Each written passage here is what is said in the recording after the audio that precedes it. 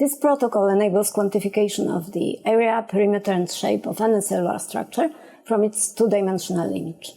This technique is quick and easy, requires only standard laboratory settings and a confocal microscope, and uses open-source software. Demonstrating the procedure will be Anna Balcerak, a PhD student from my laboratory.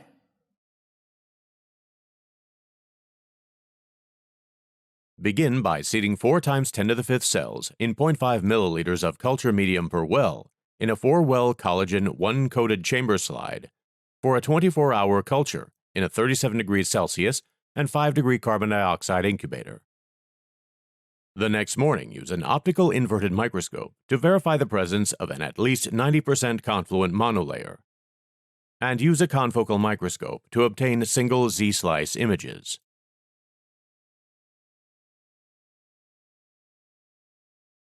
For focal adhesion analysis, open the images in ImageJ and select Analyze, Set Scale, Remove Scale, and Global to set the image scale in pixels.